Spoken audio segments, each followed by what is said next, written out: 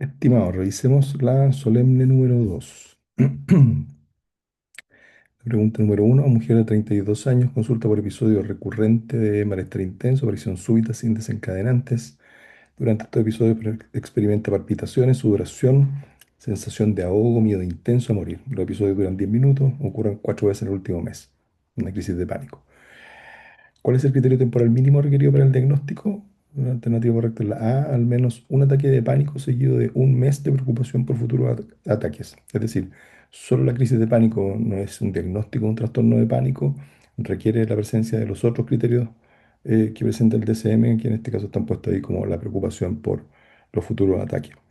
Em, la otra alternativa es dos ataques de pánico en un periodo de 2 semanas. El DSM no pone criterios del número de crisis, puede ser una crisis seguida por el miedo. Mm. Eh, Pregunta número 2. Un estudiante de 19 años evita completamente las clases presenciales debido a temor intenso a ser evaluado negativamente por profesores y compañeros. Por criterio de ansiedad social.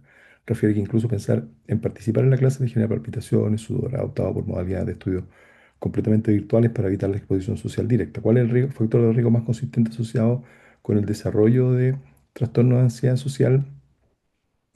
Em, la alternativa correcta es la B, como vimos en clase, existen, eh, si bien buena parte o la mayor parte de las personas que desarrollan ansiedad social la desarrollan después de los 13 años, 12, 13 años, séptimo, octavo básico, habitualmente, existen personas que tienen temperamento inhibido, digamos, es decir, un temperamento más retraído, más temeroso, digamos, desde muy pequeño. Y esas personas habitualmente van a desarrollar una ansiedad social generalmente más grave. Pregunta número 3, 38 años. Em, Refiere que desde hace 8 meses se siente más tenso, irritable, dolor muscular, bruxismo, dificultad para conciliar el sueño, procrastina más y se siente más distraído de lo habitual. Refiere intensa preocupación respecto a diferentes temas cotidianos, en particular por la incertidumbre económica, puesto que están despidiendo personas de su trabajo. Es la preocupación excesiva asociada a los síntomas que están inicialmente descritos, el, el- el- el curso, a la característica central de lo que se denomina ansiedad generalizada. ¿Cuál es la técnica psicoterapéutica con mayor evidencia empírica en tratamiento de fobias específicas? Terapia cognitiva conductual con exposición, como hemos visto repetidamente en clase. El tratamiento de elección de la agorafobia es la psicoterapia cognitivo-conductual con exposición, siendo una fobia, digamos. Los medicamentos son, como hemos visto, digamos, ocurre con las fobias. Ya, no es la primera línea, por decirlo de alguna manera, sino que son las intervenciones terapéuticas las más relevantes de la agorafobia. ¿Qué característica epidemiológica de los trastornos de ansiedad es más relevante considerar en contextos de atención primaria? Que los trastornos de ansiedad frecuentemente se presentan con síntomas somáticos en medicina general y se presenta como hemos dicho, el combo, digamos, ¿ah? Síntomas ansiosos, síntomas depresivos y síntomas físicos, ¿ya? Em, eh, ¿Los trastornos de ansiedad son poco frecuentes en la atención? No, son muy frecuentes, pero la gente típicamente, los trastornos ansiosos típicamente consultan directamente al psiquiatra, no, consultan con el médico general. La ansiedad social, la ansiedad no se asocia con consultas médicas frecuentes, no, es al contrario. Las personas con síntomas ansiosos muchas veces presentan síntomas físicos y consultan por síntomas somáticos en medicina general, por lo tanto son bastante prevalentes en la atención primaria. Una mujer de 35 años con diagnóstico reciente de trastorno de pánico inicia tratamiento con escitalopram. Durante la primera semana de tratamiento reporta un incremento de su nivel de ansiedad y presenta dos crisis de pánico adicionales. Su médico le explica que esto puede ocurrir al inicio del tratamiento con antidepresivos serotoninérgicos. Em, ¿Qué estrategia terapéutica adicional está indicada para manejar este efecto secundario? ¿Ya? Agregar una benzodiazepina durante las primeras semanas, ¿ya? O sea, es algo común que pueda aparecer síntomas ansiosos con la exposición con antidepresivos, por lo tanto, usar una benzodiazepina asociada puede ser una buena idea. Un paciente de 40 años con trastorno de pánico tratada exitosamente durante 6 meses con paroxetina y clonazepam se encuentra asintomática. Su psiquiatra considera iniciar la suspensión gradual de clonazepam. ¿Cuál es la principal razón para realizar una suspensión gradual de benzodiazepina en lugar de una suspensión abrupta? Evitar un síndrome de discontinuación y ansiedad de rebote. ¿Ya? Esta es la alternativa correcta.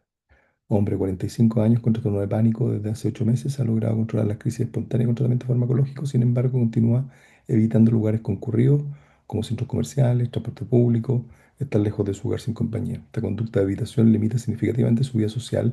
¿Cuál es la intervención terapéutica más efectiva para abordar esta conducta? Implementar una exposición gradual a las situaciones evitadas mediante terapia cognitivo-conductual.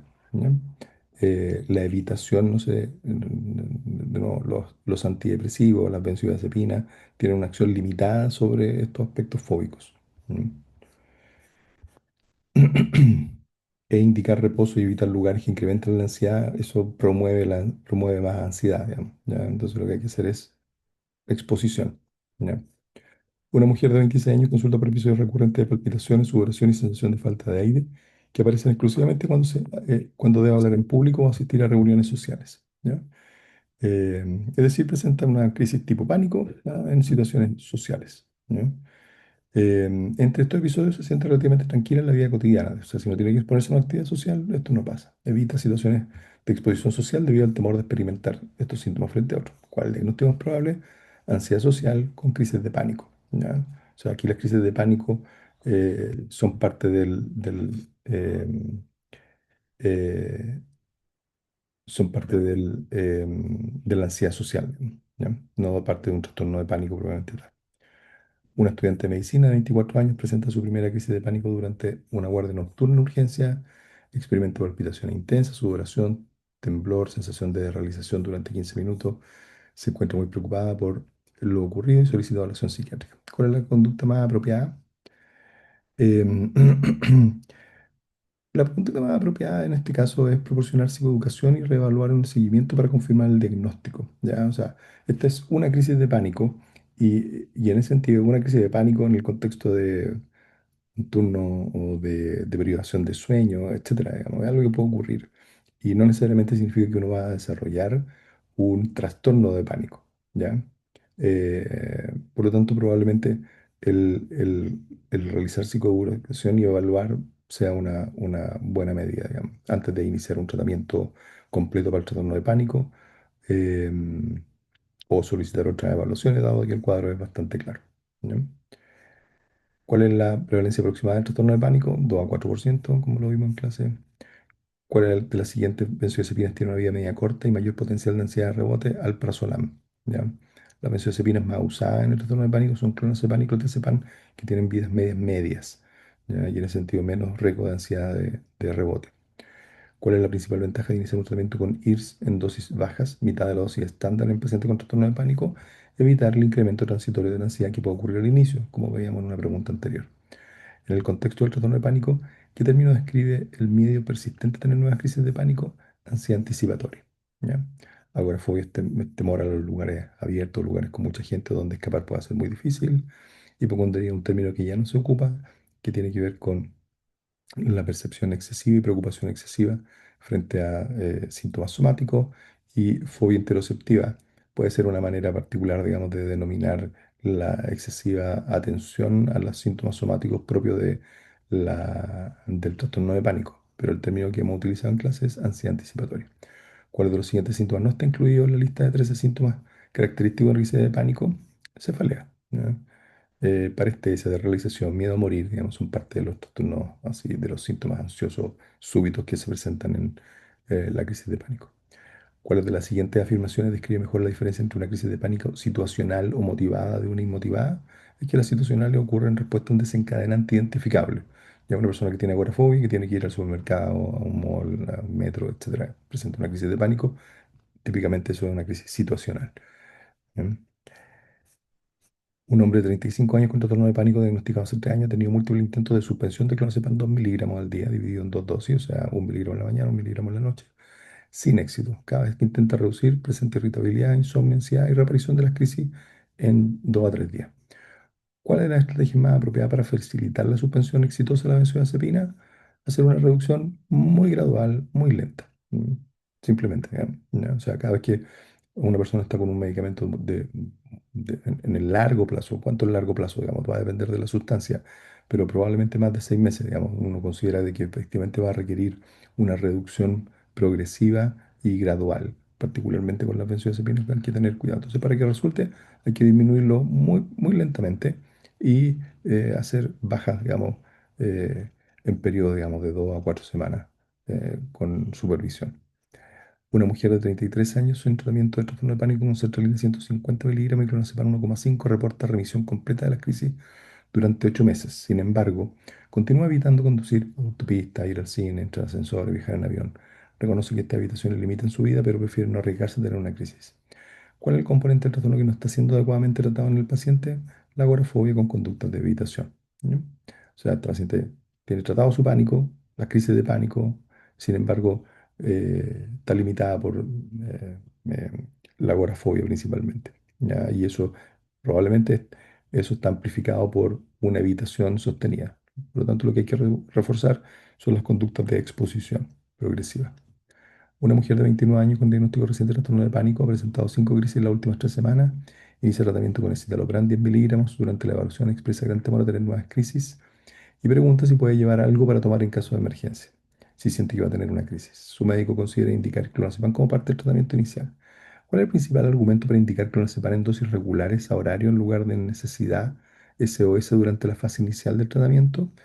El principal argumento, o sea, si bien esto es discutido y lo vimos extensamente en clase, ¿ya? Em, el uso de SOS refuerza el patrón de evitación y la percepción de las crisis como eventos catastróficos que requieren un rescate.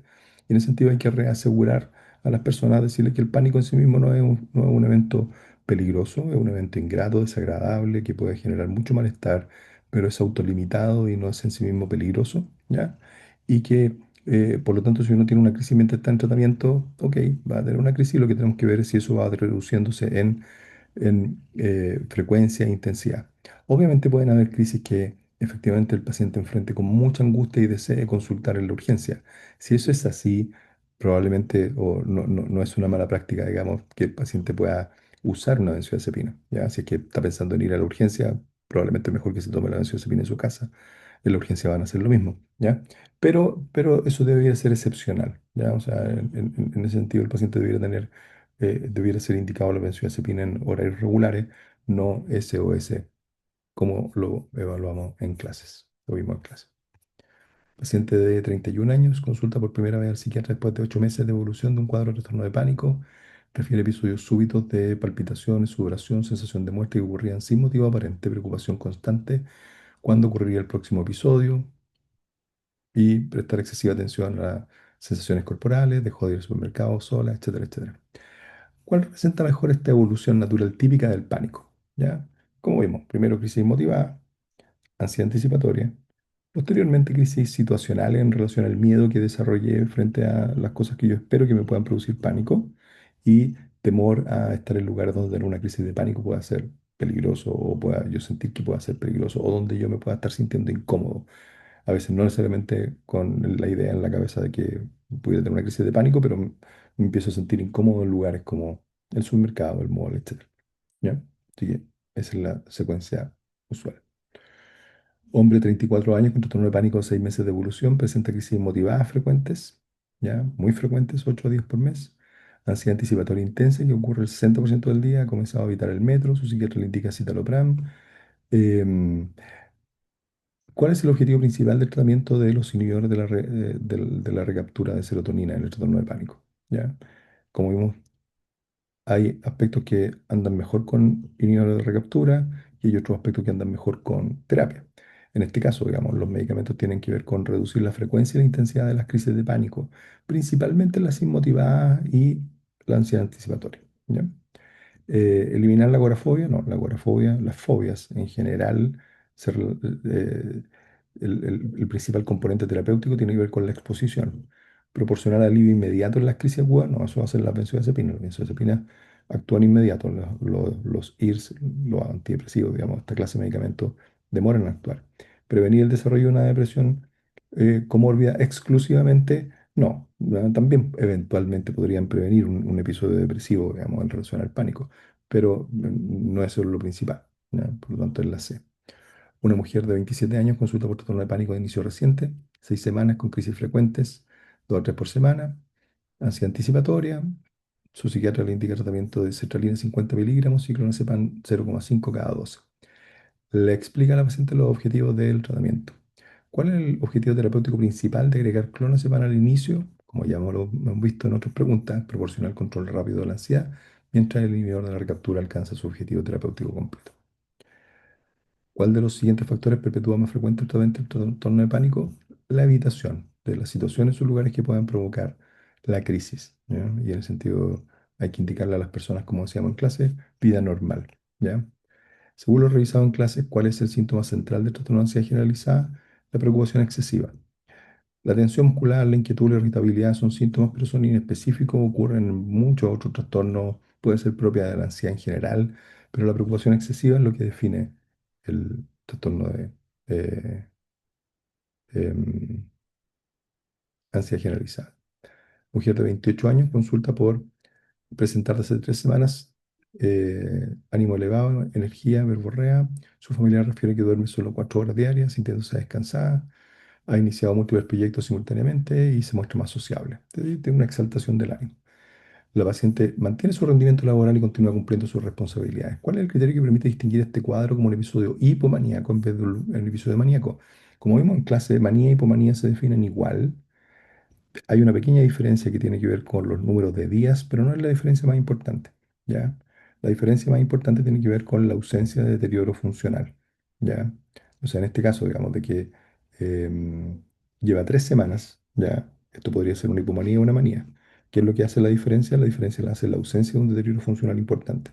Si esta paciente efectivamente estuviera cometiendo muchos más errores en el trabajo que las demás personas se dan cuenta, o tiene que salir del trabajo, o deja su trabajo, o otras personas notoriamente se dan cuenta de que su funcionamiento, digamos, es distinto a lo habitual, eso ya deja de ser una hipomanía y se convierte en una manía, ¿ya? Entonces, duración superior a 7 días, no, ambos tienen los criterios de duración.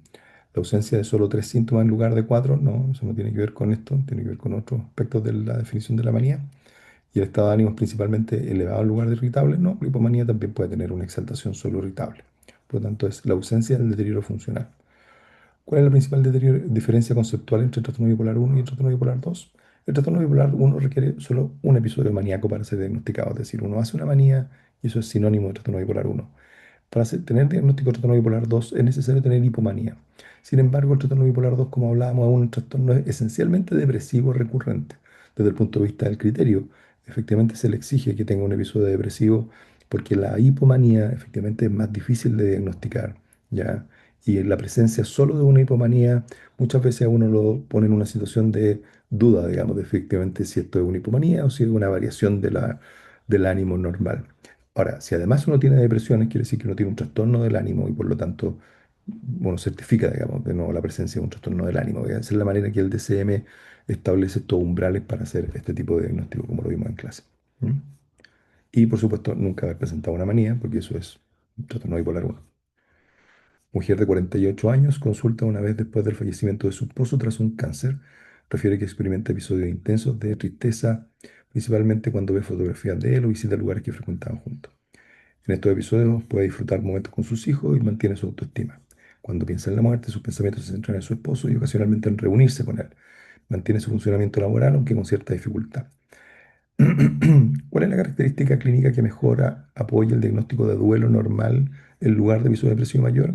Es la preservación de la autoestima y la capacidad de experimentar placer en otros contextos. La presencia de ideación suicida relacionada con reunirse con el difunto, eso va más allá de lo esperado. El tiempo transcurrido desde la pérdida em, no es un criterio, digamos, y la mantención del funcionamiento laboral tampoco, porque uno puede tener una depresión leve, digamos, donde uno puede mantener el funcionamiento. Por lo tanto, lo principal acá tiene que ver con la preservación de la autoestima. ¿Cuál es la característica del afecto que mejor permite distinguir el duelo normal de un episodio depresivo mayor? El sentimiento de vacío versus anedonia persistente. ¿Mm? Que eh, eh, el, eh, son las características centrales, digamos, del duelo versus un episodio depresivo, digamos, ¿ya? La intensidad y la severidad de la tristeza, no. La duración de los síntomas, tampoco, o la presencia de síntomas neurovegetativos, tampoco. ¿Ya? ¿Cuál es la recomendación para un tratamiento de episodio depresivo mayor leve sin riesgo de trastorno bipolar según el algoritmo de enfrentamiento? Medidas generales, educación, ejercicio, psicoterapia. Los medicamentos pueden ir en algunas situaciones si es que ya se han intentado estas medidas o si el paciente ha tenido episodios depresivos en el pasado que han sido tratados exitosamente con antidepresivos y el paciente empieza a presentar estos síntomas, probablemente uno pudiera volver a usar, digamos, el antidepresivo. Pero en general los síntomas leves uno debiera iniciar sin tratamiento farmacológico. Un paciente de 52 años con episodio depresivo mayor presenta además dolor neuropático periférico diabético significativo que interfiere con la funcionalidad. Se debe iniciar un tratamiento farmacológico. ¿Cuál antidepresivo tiene indicación de la FDA tanto para depresión como para dolor neuropático periférico? La duloxetina.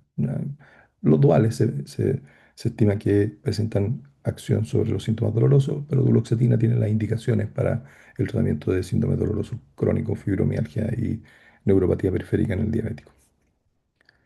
Según el STAR-D, como vimos en clase, de tratamiento secuenciado después de fallar tratamiento con citalopram, ¿cuál de los fueron los resultados en el nivel 2?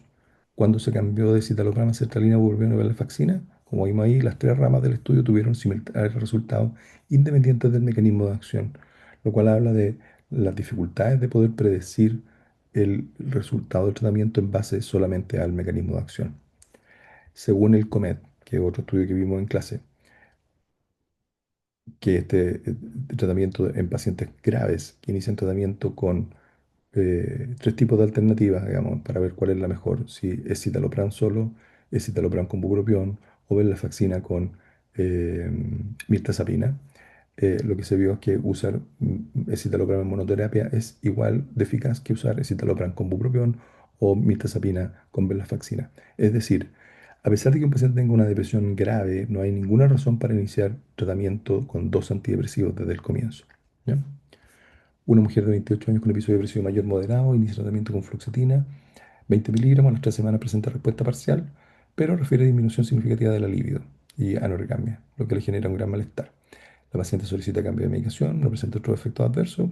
¿Cuál es otra probabilidad de usar? Probablemente bupropión sea una buena alternativa, ya que sertralina, venlafaxina y paroxetina, que son fármacos con acción serotoninérgica, también se asocian a estas alteraciones sexuales.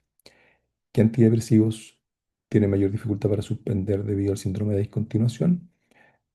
De todo este grupo, paroxetina y venlafaxina son los que tienen vías medias más cortas y tienen más probabilidad de presentar síndromes de retirada. Fluoxetina, que unirse tiene una vía media muy larga, tiene menos probabilidad. A bupropión no se le describe síndrome de retirada, digamos, principalmente porque no tiene un efecto sobre el receptor serotoninérgico. Mirtazapina y trazodona son fármacos que no se les describe, no se les describe menos frecuencia e intensidad de síntomas de retirada, digamos. Por lo tanto, paroxetina y venlafaxina es la respuesta correcta. ¿Qué antidepresivo tiene mayor asociación con aumento de peso? Mirtazapina, como lo vimos en clase.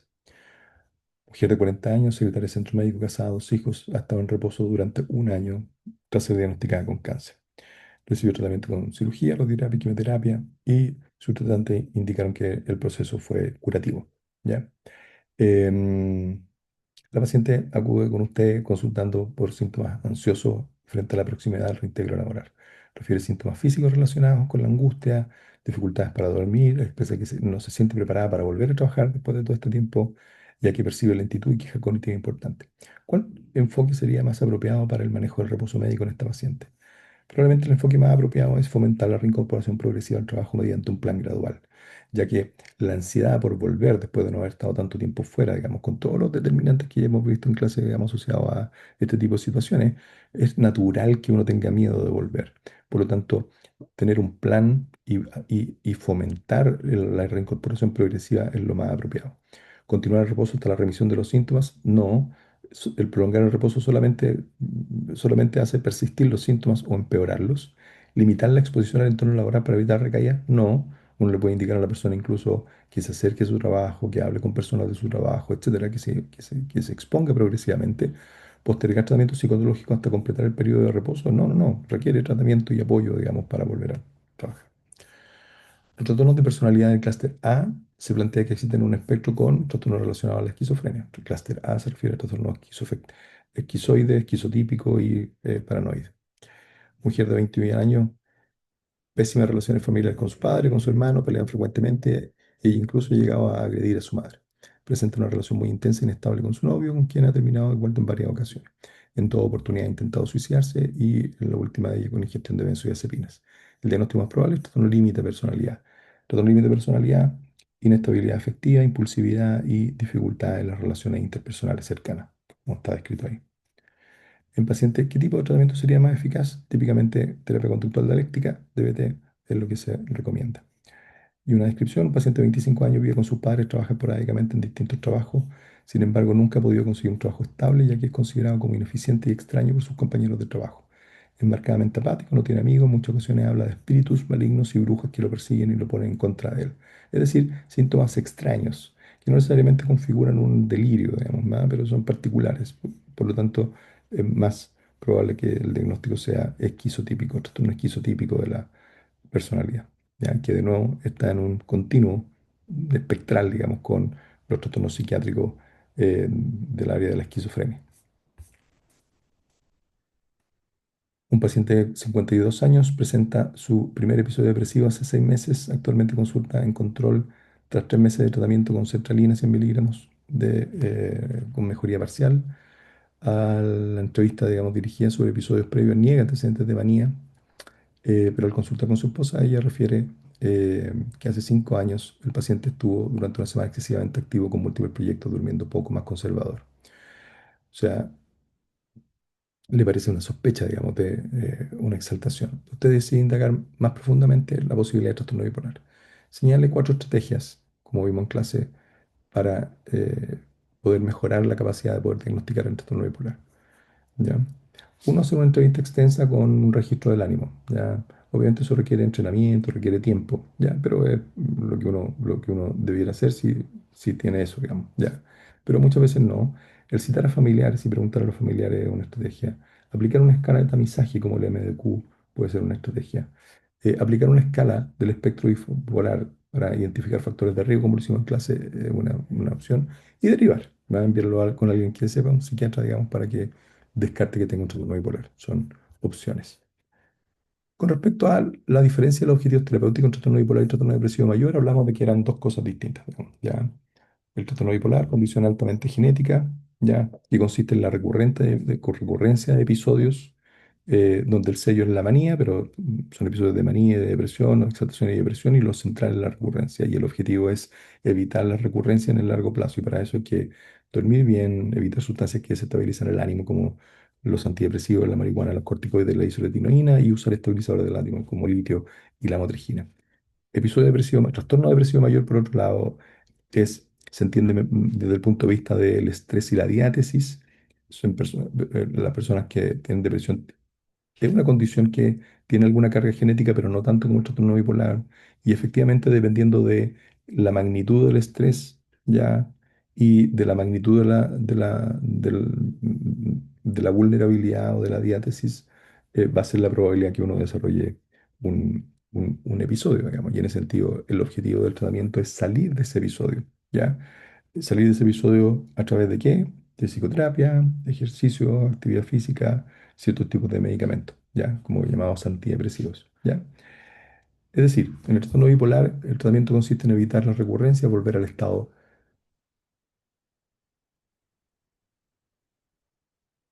evitar las recurrencias, trastorno bipolar, versus el trastorno depresivo mayor es volver al estado basal, ¿ya? Trastorno bipolar requiere evitar sustancias que se asocian a inestabilidad, incluida los antidepresivos, y en el tratamiento del trastorno depresivo mayor van los antidepresivos. El trastorno depresivo mayor consiste también en manejar el estrés que produjo, digamos, o que se asocia a gatillar, digamos, el cuadro. En tratamiento de episodios depresivos se utilizan antidepresivos en casos moderados o graves. En trastornos bipolares no es que no se usen nunca, pero se evitan. Los antidepresivos pueden empeorar el curso del trastorno bipolar, etcétera, digamos, ¿verdad? Como lo acabamos de decir, lo vimos en clase. ¿Ya? Esta es la revisión de la Solemne 2.